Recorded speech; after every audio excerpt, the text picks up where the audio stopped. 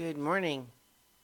It's 6:36 a.m. on Thursday, April 20th, 2017.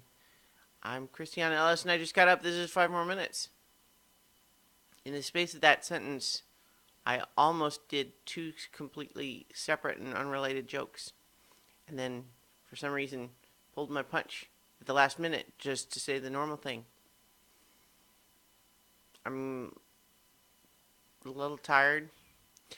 Up late last night for so many levels, even though it wasn't a regular episode, we did like a meta commentary sort of thing where we talked about world building and process and storytelling in an RPG context, and it was pretty cool, and it went longer than I expected, um, but it was good stuff. So uh, we actually had more live viewers for that than usual, and I guess that makes sense in some respects because uh, it's a lot of material to go through. So if you, for example, see that something is going to be like episode 17, that you might be inclined to say, well, if I'm not caught up, I wouldn't want to watch that. Hey, there's something to that. But it's something I've been thinking about in context with so many levels, which is just how to try to make it more approachable. And maybe some sort of a standard template intro that would let anyone who's watching a new episode, something that won't take very long for people who are familiar, but also something that would give people who haven't watched any of it just enough context to not be totally lost. And then maybe in the promotional stuff like the tweets and so on that go out, maybe make less of a focus of episode number whatever. Like that can be there for the archives, but as far as live, not make a focus on like what new episode it is, but just to say, hey, we're going to play Dungeons and Dragons live. Come watch us. Yeah, maybe. So, but yeah, I was kind of up late enough for that I'm a little bleary-eyed. Also, yesterday was a little bit stressful at work just because there was some rework done on a document I wrote due to kind of some last-minute changes that was a little bit frustrating, and I think I let it get to me more than I typically do with work stuff. And I think that might have been to do with feeling a little bit emotionally raw with my uncle this week. But in any case, tomorrow I will be recording this video as normal, but then rather than getting ready for work tomorrow, I'm taking tomorrow off. I'll be driving Luna to the puppy dog hotel and then myself to the airport, going down to Florida for the weekend. And there I'll be with my mom and my adopted sister and other various family members, and that'll be what that is. And oh boy, yeah, I need some caffeine. Got a serious case of brain cotton this morning.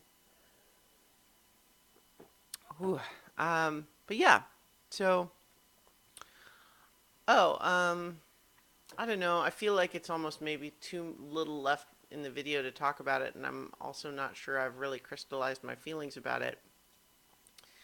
But New Comic Book Day was yesterday, and there was the first issue of Secret Empire issue 0, which is the start of Marvel's latest event thing where basically, surprise, Captain America's a bad guy now, and turns out he was actually a bad guy all along. He's secretly Hydra, and he was a double agent all this time, and except that it's sort of complicated because the Cosmic Cube rewrote its history, but now the issue makes it seem like, oh, well, turns out like the history we thought we knew was actually different. Like the original real history was that He was Hydra, and Hydra won World War II. But then the Allies used the cosmic cube that time to change that history, and so the history we knew all this time was actually.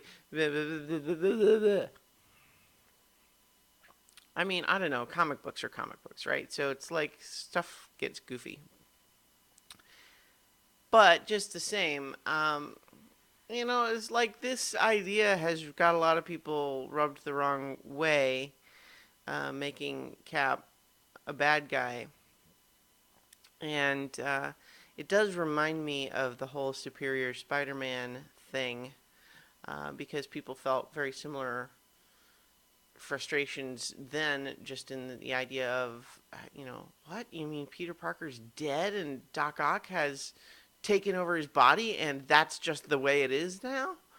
And, that frustration. And it was, of course, stupid that anyone ever believed that it wasn't just a temporary thing, because, of course, it is. And it wasn't helped by some of the Marvel people playing dumb about that, like pretending like, nope, this is forever now.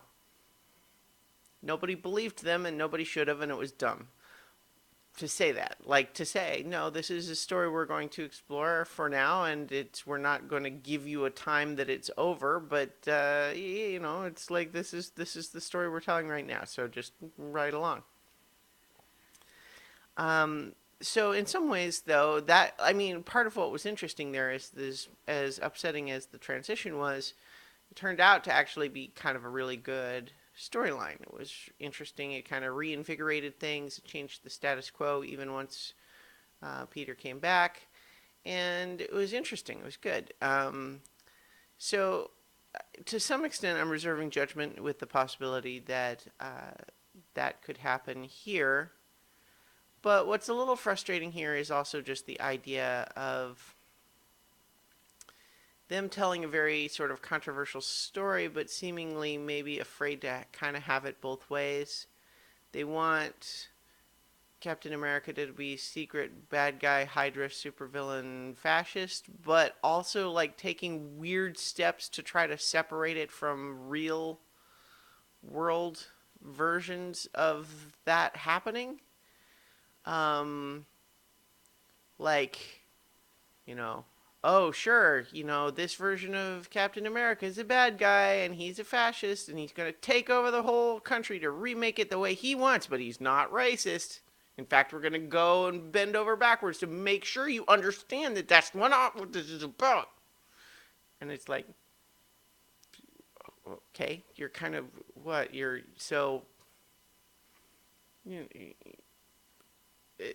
kind of wanting to not go all the way. You're telling a story that's all about a punch, but then you're pulling the punch. Although, I mean, the story hasn't played out yet, so I don't know. We'll see. But that said, I feel like the consensus from everybody except apparently the Marvel,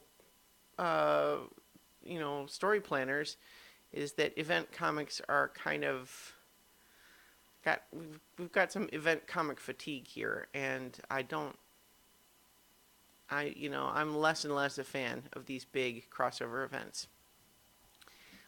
They are definitely not special anymore when they happen 5 times a year, and individual books are not as able to tell their own stories because they have to drop everything that they might be doing so that they can tie in. Anyway, that was part of why I was hesitant to get into this, because I would just keep going and it would be long. But so I'll leave it there for today and say that, I don't know, I'm interested where the story is going, but I do have some conflicted feelings about it. Anyway, I will talk to you guys tomorrow for 5 more minutes.